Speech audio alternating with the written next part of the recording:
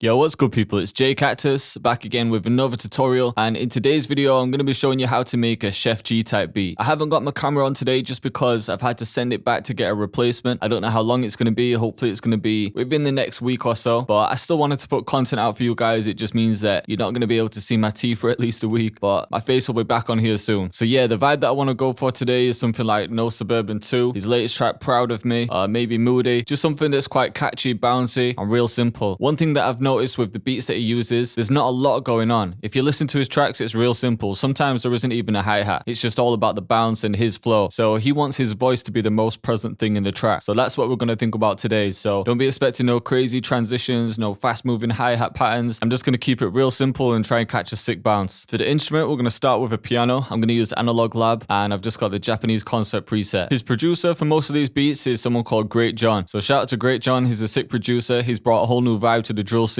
One thing that I've noticed in the beats that he does for Sheff G is he likes to use the G sharp harmonic minor, sometimes G minor as well. I don't know if that's just a coincidence that it's Sheff G and G minor. Maybe he just tried it once and rolled with it, but we're going with G sharp harmonic minor today. The BPM can vary a bit. Proud of Me is set to around about 130. No Suburban Part 2 is, I think it's 144. So there is a bit of a difference, but I'm gonna go with 130 today. I'm gonna base this beat more on his latest track, Proud of Me. So we'll bring it up a few octaves and start with a G sharp minor chord. And I'm just gonna go with the bass notes first. I just know this is quite a common progression that they use. And I'm just skipping every other note, just keeping it simple.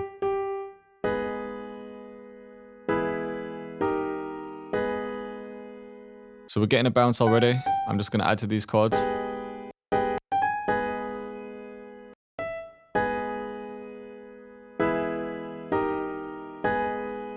Let's try inverting this.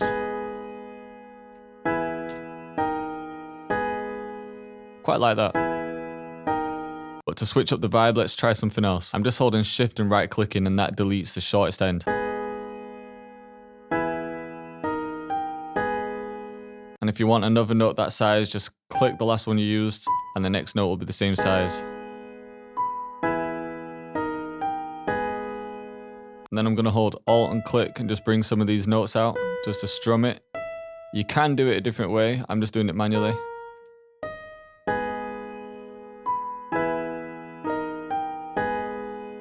Maybe these two. For the bass notes, I'm just going to copy the bottom ones because they're the root notes of the chord. And I think I could still fatten this chord up a little bit. Let's try this. I'm going to press Ctrl and B to copy it and then do something different in this section for variation.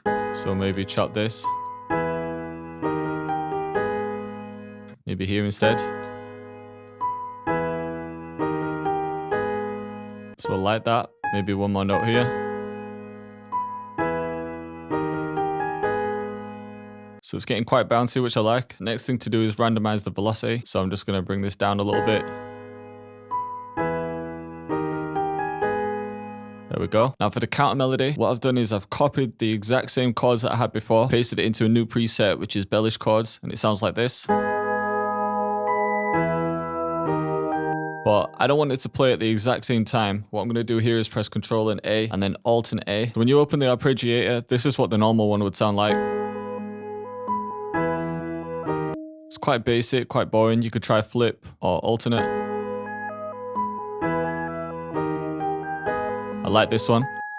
And I might just need to get rid of some of the notes.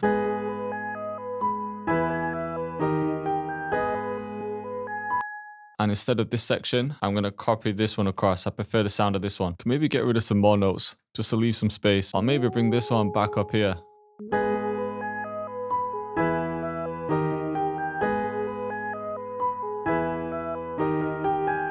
Yeah, I'll roll with that. Next, I've got this glass guitar preset, and the idea that I had was just a couple notes at the end, just like this.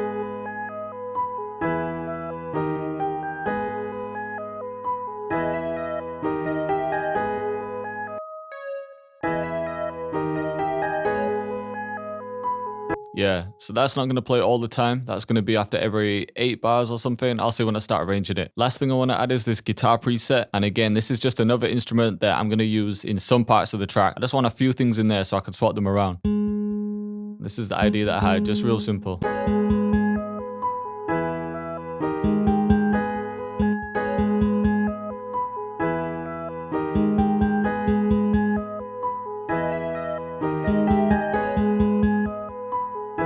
Alright, that's all the instruments that I need, but I'm going to do some processing. Alright, so what I've done here is I've grouped all of the instruments. I've got the piano, bells, both the guitars. I just held control and click and dragged over them. And then you want to right click on an empty channel and then route to this track only. That's going to send everything to the same mixer bus. So I don't have to apply the same effects twice. And what I'm going to add is cassette. You could add something like RC20, but there's a preset in here that I like. Let's try the radio tone one.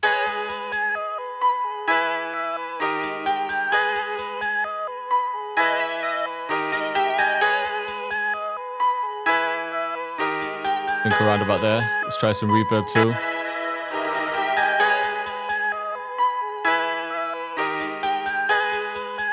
And an EQ.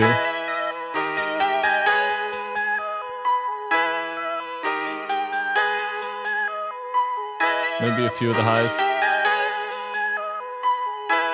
You don't always need to filter out your melodies like that. And to be honest, it's probably best to do the EQing after you've added the bass and everything so you know what space you've got, but I've just done it like this for now. I can always change it. Alright, so I'll start with the snare. In a lot of Sheff G's tracks, I hear the chop snare or different variations of it. Some people will say that snare's been rinsed now because it was used in a lot of drill tracks, but to be honest, rappers aren't really thinking like that. I don't know any rappers that will hear a beat and be like, nah, that's got the chop snare in it, so I'm not going to use it. It's only producers that criticize other producers, so if you like the sound of it, then use it. Who gives a fuck?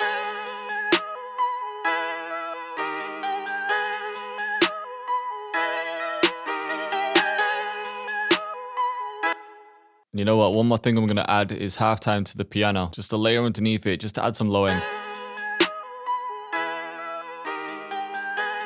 It's only going to be subtle.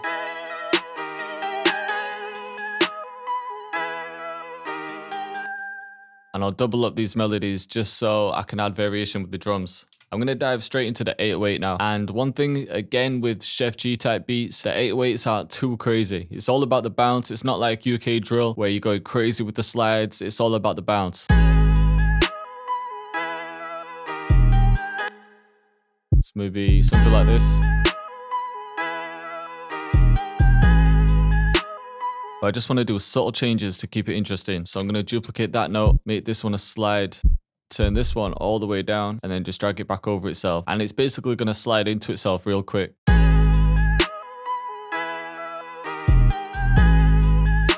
Just something a bit different.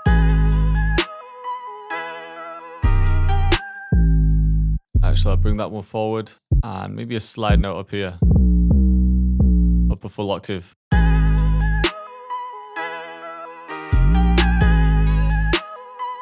And then for this one, let's make it come down a full octave.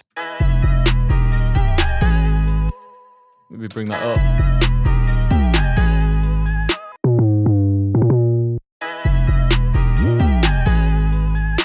Yeah, there we go. So if you listen to the pattern now, you'll see it's not too crazy. There's a lot of space. I've added some slides, but it's just to help with the bounce.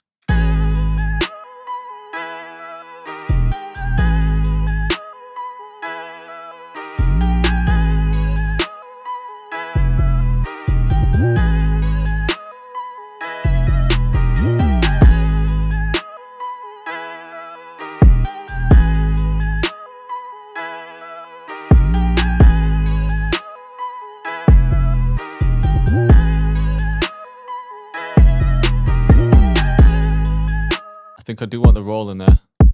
Could maybe bring the level up or down a little bit.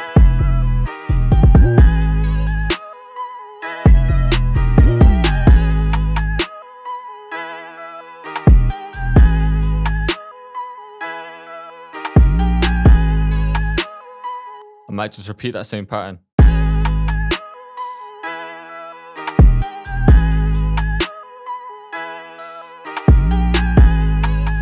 Yeah, I like that. Maybe just repeat that. And then one more in there. It sounds a bit like a hi-hat, but it's just another perk. Maybe when it gets here, some kind of roll. So I could stretch this out. Just press Alt and U to chop it. You see all the perks are just bouncing off each other. I'm not layering all the perks up. I'm just giving each thing its own space just to help with the bounce. So listen to this one.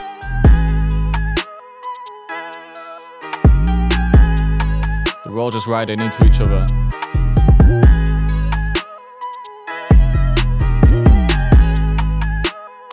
I can maybe add one more in, something like this.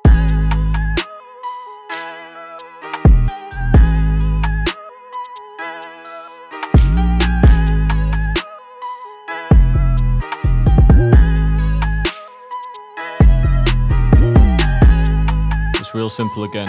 And honestly, I wouldn't take it any further than this. You don't really need to go too crazy at all. In terms of instruments and drums, this is really all you need. This might even be a little bit too much. If you go back and listen to some Sheff G tracks, you'll see exactly what I mean. But I'm going to start arranging it now. One last thing that I'm going to do though is copy that over and just add a new one down here, but make this one come up.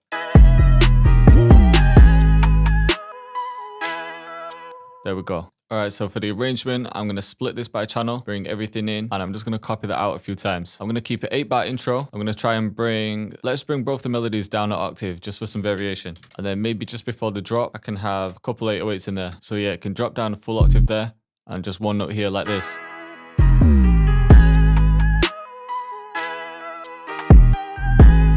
So I can save some of the perks, save this one. And then for the verse, I want to switch it up. So what I'm going to do is my favorite effect. I'm going to add effectrix, and then I'm going to render two versions. I'm going to render one with just the piano, then one with the bells. All right, so now from the hook, it's going to drop into this new pattern. I just need to figure out what to do with the drums though.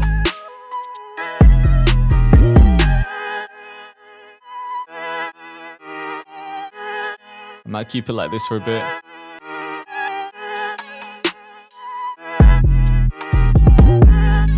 So yeah, maybe leave no drums off for like 8 bars. And I think in this section, I want to add a filter. So maybe I could bring the drums back in, but then have a filter on the master so it affects everything.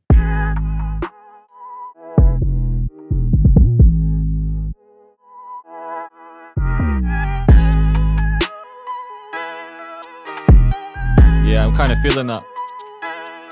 Maybe when it drops into the verse, I could add something like that again. So this is a similar setup to Proud of Me. But before I copy this over, one thing that I probably would do, just to add a bit of variation, is maybe change some of the drum patterns. So maybe in this one, I could switch it up a little bit. Same with the 808. And maybe cut the drums there. Alright, so I've already shown you most of the beat, but I will play it from the beginning and talk you through everything again. So in the intro, we've just got the piano down an octave. Cactus. And then gross beat in the intro, just for the drop. Straight to the hook. So the piano's just up an octave.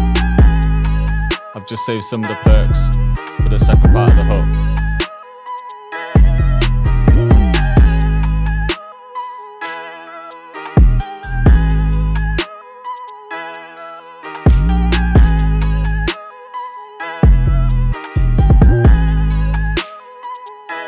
And then coming into the verse, we're just starting with a filter. The filter's on the master, so it's affecting everything.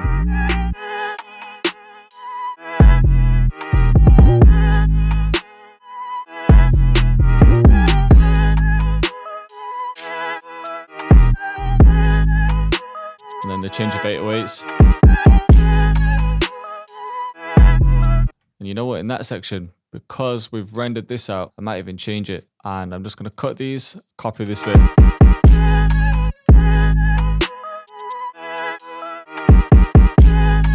Just for a bit of variation.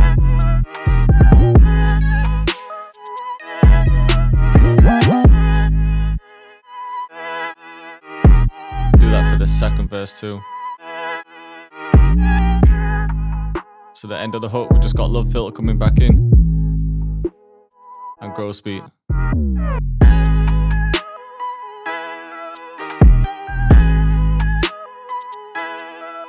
So the rest of it just repeats the exact same as the first verse, but then for the outro, all I've done here is add a gross beat, and then it just fades out with the reverse melody down an octave.